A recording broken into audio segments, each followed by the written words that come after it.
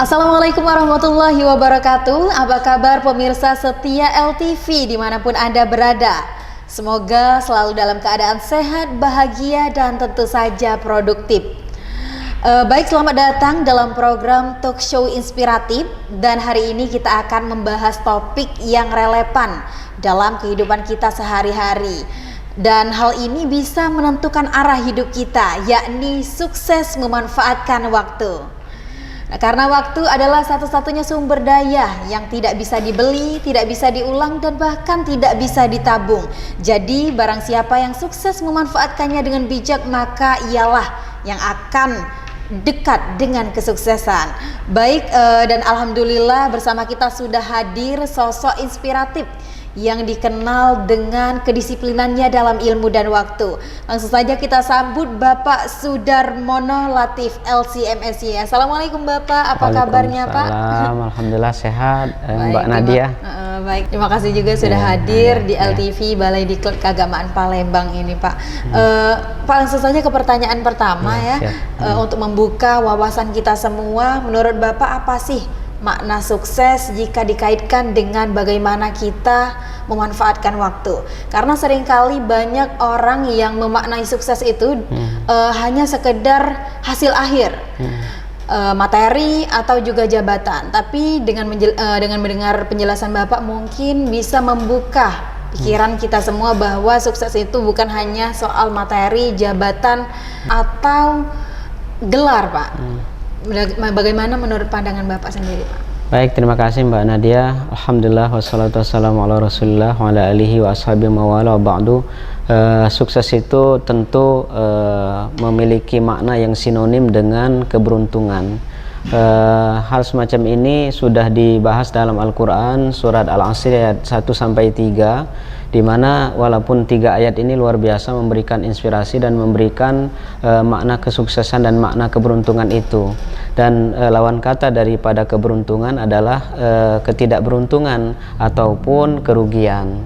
Allah berfirman dalam Al-Quran, A'udzubillahi minasyaitonirrajim, Bismillahirrahmanirrahim, wal asri, demi waktu atau demi masa, innal insana lafi khusrin, sesungguhnya manusia itu selalu berada dalam rugi. Nah, artinya tidak beruntung ataupun tidak sukses.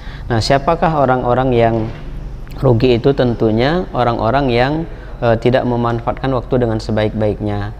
Lalu makna sukses itu adalah makna yang sangat dalam, di mana bukan hanya sukses di dunia tetapi sukses di akhirat, termasuk juga sukses di alam barzakh atau alam kubur. Jadi makna kesuksesan itu adalah kesuksesan terus menerus, kesuksesan yang terus berlanjut, ya, keberuntungan yang terus menerus, dan kebahagiaan yang juga terus menerus. Nah, seperti itu. Jadi ada ayat lain yang mengatakan wala tamutunna illa wa antum muslimun. Jadi sukses itu bukan saja mempertahankan jati diri dan kebaikan di dunia, tetapi menutup masa hidup itu dengan kebaikan, sehingga itulah yang akan mendapatkan nikmat yang berkelanjutan. Nah, seperti itu. Jadi luar biasa gambaran sukses dalam surat Al-Asr ini. Masya Allah Pak ya. Kalau untuk sehari-hari Pak, biasanya bagaimana Bapak menyusun prioritas supaya waktu yang ada benar-benar digunakan secara efektif, Pak? Baik, kata kunci daripada kesuksesan adalah waktu. Jadi kata kuncinya memanfaatkan waktu. Waktu digunakan untuk apa saja? Dalam surat Al-Asr ini disebutkan, pertama ilal ladzina amanu, yaitu waktu yang digunakan untuk meningkatkan keimanan, sepadan dengan kalimat takwa, dengan ibadah, begitu kan. Nah, kemudian setelah itu kata-kata amilus sholihat wa amilus sholihat, yaitu berusaha, beramal kebaikan, kemudian meningkatkan pendapatan, meningkatkan income, dan seterusnya. Lalu yang ketiga yaitu menjadi manusia pembelajar. Wa tawassaw bil haq wa tawassaw bis sabr, itu maknanya bagaimana kita berada di jalan yang benar, berada bersama orang-orang yang jujur, gitu kan, kemudian berintegrasi, kan, istilahnya memiliki nilai-nilai kebaikan dalam diri, begitu kan.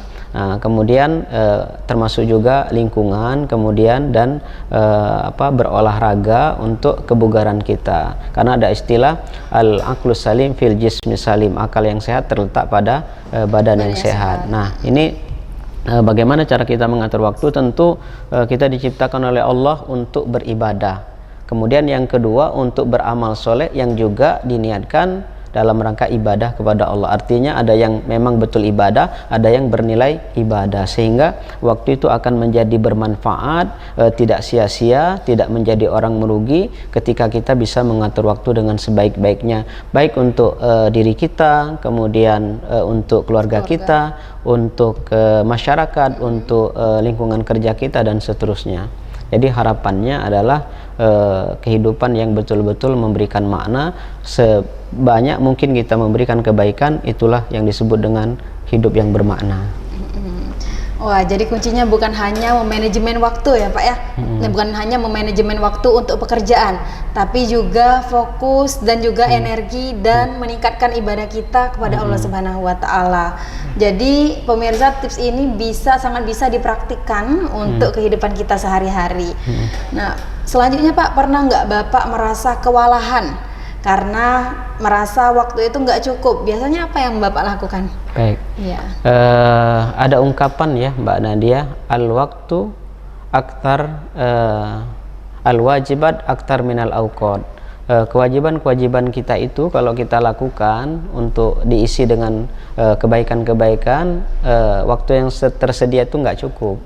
Jadi waktunya tidak cukup. Ketika kita betul manfaatkan ibadahnya, misalkan sholat wajibnya, kemudian sholat rawatib qobliyah ba'diyahnya, kemudian sholat qiyamul lail, tahajud, witir ya, duha, kemudian sholat hajat dan sebagainya. Baru dari dimensi ibadah, kemudian belum lagi dimensi hablum minan nasnya, yang hablum minan nasnya kepada diri kita sendiri, kepada keluarga, kepada masyarakat, kepada tempat di mana kita bekerja.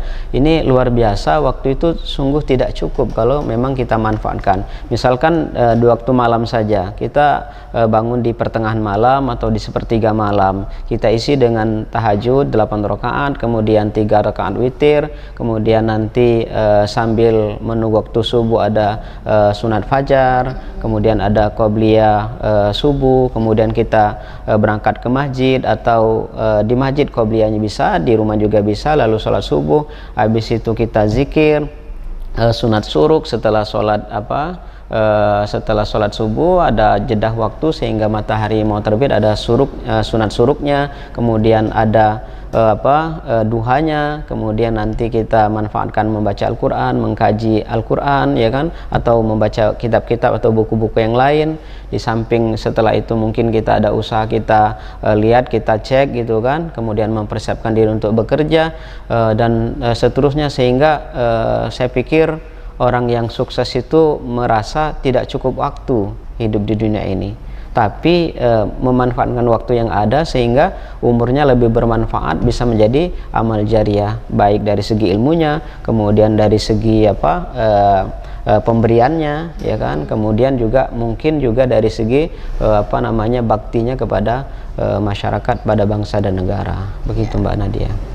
Pak, tadi mendengar cerita Bapak tadi bahwa Bapak sesudah sholat subuh itu membaca Al-Quran ya Pak ya? Iya. Kalau Bapak sendiri bagaimana Pak yang Bapak rasakan ketika kita sering membaca Al-Quran itu Pak? Baik. Apakah?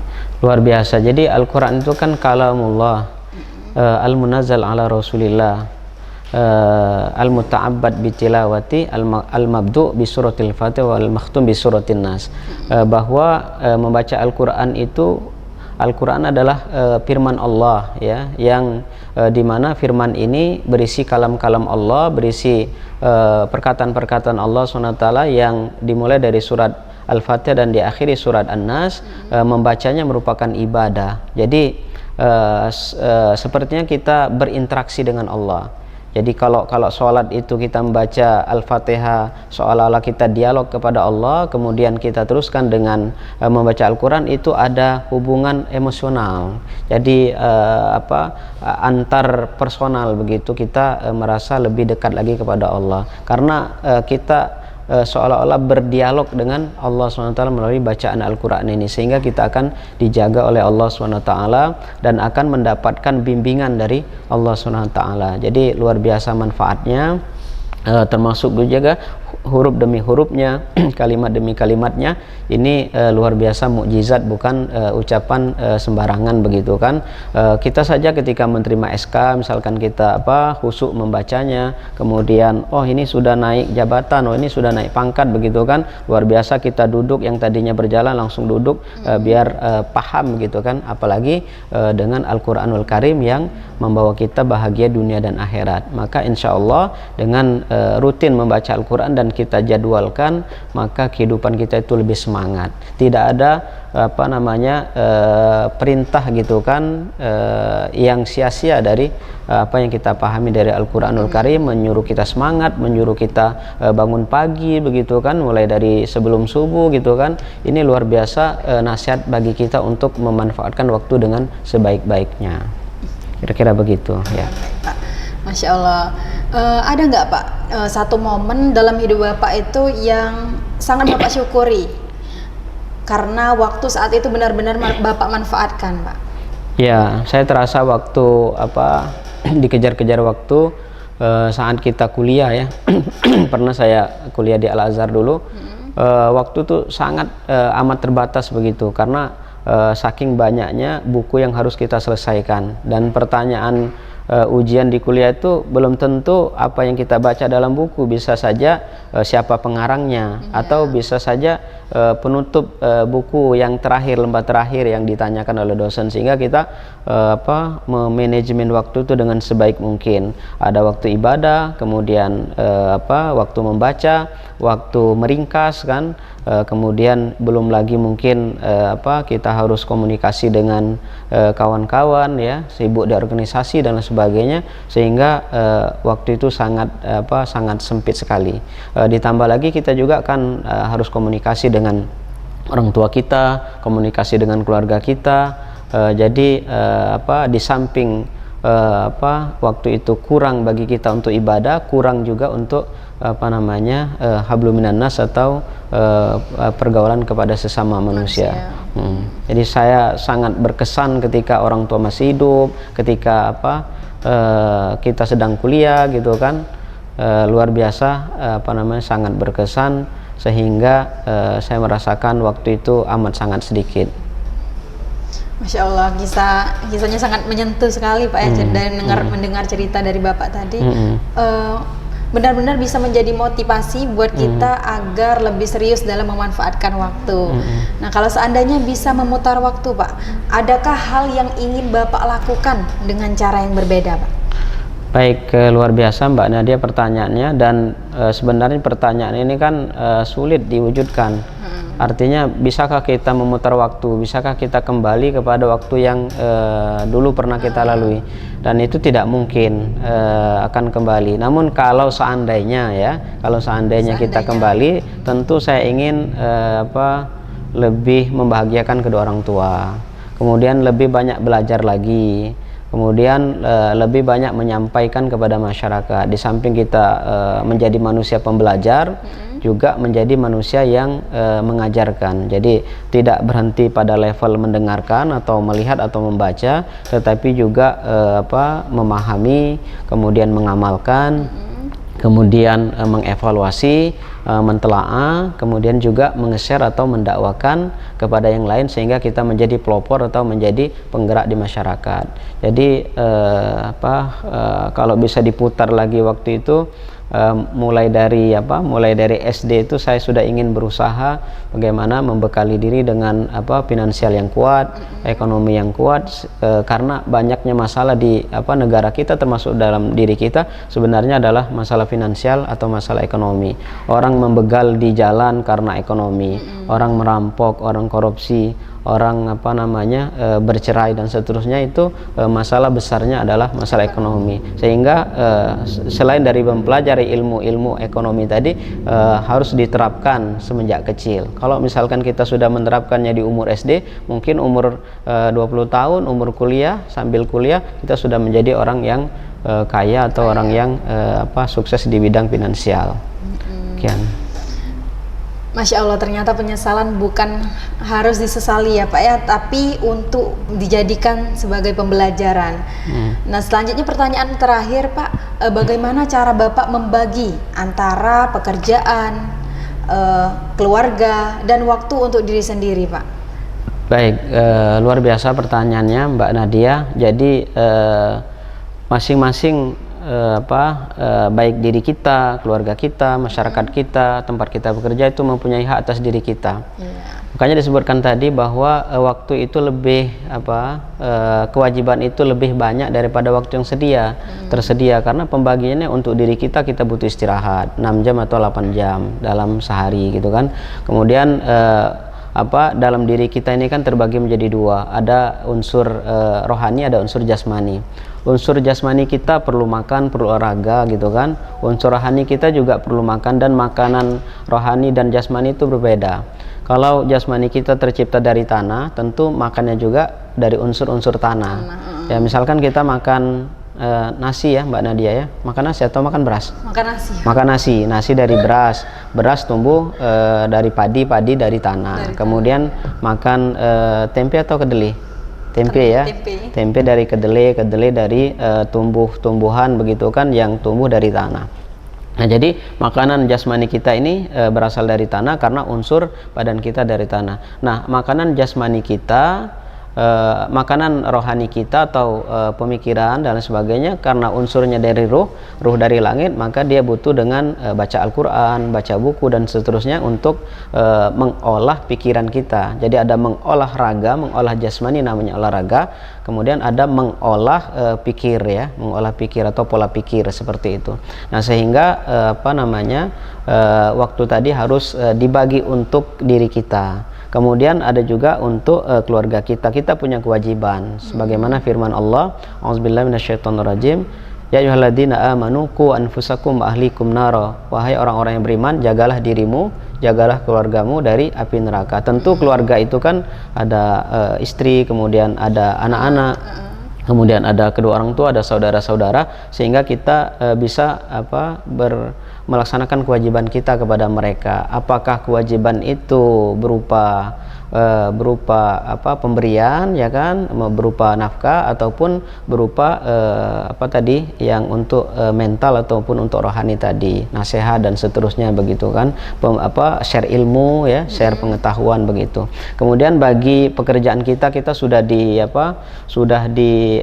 kontrak oleh lembaga di mana kita kerja, dari jam 7.30 sampai jam 4. Kalau Jumat jam 7.30 sampai jam 16.30 atau jam 4.30 begitu kan. Nah, ini tidak bisa kita abaikan karena kita sudah menandatangani kontrak dan kesepakatan itu. Bahkan kita sudah disumpah jabatan kita begitu kan, sebagai ASN atau sebagai pegawai. Nah, jadi seperti itu. Lanjut lagi dengan waktu untuk masyarakat. Misal kita menjadi tokoh masyarakat, tokoh agama, atau mungkin menjadi orang yang di masyarakat itu dibutuhkan ya, baik memimpin doa misalkan, atau menjadi imam, menjadi khotib Jumat, atau menjadi pembawa acara dan seterusnya. Sehingga pada kesimpulannya, pada rangkumannya, ada hablum minallah, ada hablum minan nas. Semuanya itu ada kewajiban yang harus kita tunaikan. Kemudian yang berikutnya adalah lingkungan ya. Lingkungan juga kita sediakan waktu untuk memberikan contoh dan memberikan teladan. Kalau kita punya anak satu yang baik, kemudian anak tetangga kita ini lebih banyak jumlahnya, anggaplah 10, 20, 30, anak kita baik, anak tetangga tidak baik, tentu akan mempengaruhi anak kita. Sehingga lingkungan tadi perlu juga kita perhatikan, perlu kita bentuk ya. Tidak hanya anak kita ajari, kalau bisa kita juga mengajari anak yang lain dengan cara mungkin mengajar ngaji di situ, ikut terlibat di pengajian dan seterusnya, sehingga anak-anak yang lain juga bisa merasakan kebaikan dari keberadaan kita di situ. Tentu harapan kita, keberadaan kita di masyarakat tidak hanya keberadaan kita itu cuman sekedar berada tidak memberikan apa-apa, tapi keberadaan kita itu memberikan manfaat. Tapi perlu digarisbawahi, jangan sampai keberadaan kita menjadi masalah di tengah-tengah masyarakat. Seperti itu harapannya. Baik. Ya. Alhamdulillah Pak ya, sungguh sebuah sesi yang kaya ilmu dan inspirasi. Sekali lagi terima kasih kepada Bapak Sama-sama. Sudarmono Latif LCMSY atas waktu dan juga pencerahannya. Baik pemirsa, kita belajar bahwa waktu itu bukan musuh tapi amanah. Dan barang siapa yang menjaga waktu, maka waktu pun yang akan menjaga hidupnya. Saya Nadia Masri, mewakili kru yang bertugas mengucapkan terima kasih dan sampai jumpa. Wassalamualaikum warahmatullahi wabarakatuh.